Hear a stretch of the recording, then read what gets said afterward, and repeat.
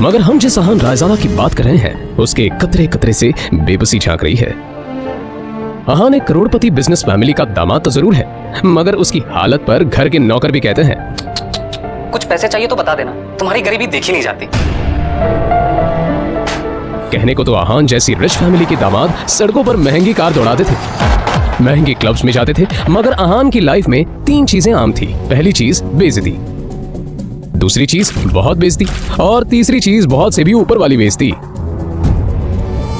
और हाँ, कभी कभी वो किसी रईस को जब अपनी बीवी को एक महंगे होटल में खाना खिलाते देखता था तो वो खुद से कहता था, एक दिन अपना भी टाइम आएगा जब मैं महंगे सूट में ऐसी किसी महंगे होटल में अपनी बीवी शनाया को टशन के साथ खाना खिलाऊंगा। जब वो मेरे सीने से लग के एक रोमांटिक डुएट में मेरे साथ रोमांटिक कैंडल लाइट डांस करेगी ना तो वहां बैठे सारे रईसजादों के सीने पर सांप लौटेंगे।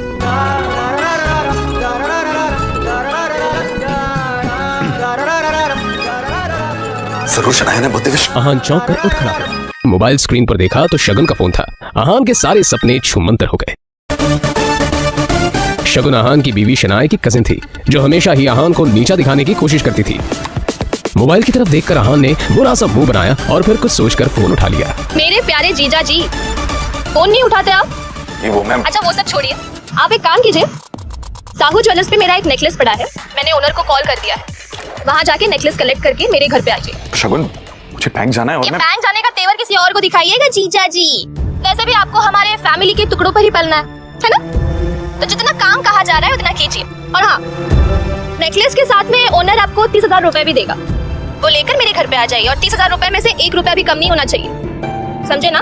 देखो शगुन, आज तक मैंने कभी चोरी नहीं की, और दूसरी बात यह कि अगर मुझ पर इतना डाउट है तो किसी नौकर को भिजवा के करवा लो। क्या है ना, बहस करने की इजाजत आपको है नहीं, तो जितना काम कहा जा रहा है उतना कीजिए। 1 घंटे के अंदर नेकलेस और पैसे लेकर मेरे घर आ जाइए। और फिर से कह रही हूँ, 30,000 रुपए में से 1 भी रुपया कम नहीं होना चाहिए। बाय। अरे है दीदी को बुलाओ यार, है दीदी।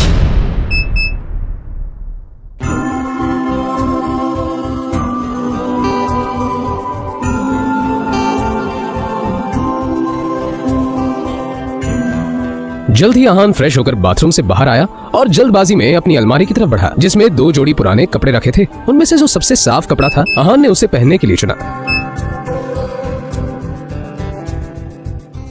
तैयार होकर वो बाहर निकला और जैसे ही सामने देखा तो उसकी सांस यामिनी गिल अपनी कुछ सहेलियों के साथ रमी पार्टी में व्यस्त थी। तभी यामिनी जी की एक सहेली ने अपने सैंडल की तरफ देखकर कहा, यामिनी ये देखो ना, तुम्हारे आते आते मेरा बेल्ट टूट गया चप्पल का, अब मैं घर कैसे जाऊंगी?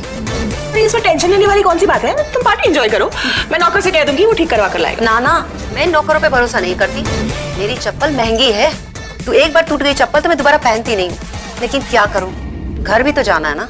अहान उस तरफ से निकला ही था जब यामिनी जी की नजर उस पर पड़ गई। डोंट वरी, नौकर नहीं है, नौकर से थोड़ा ऊपर ही है, वो तुम्हारा काम अच्छे से करेगा।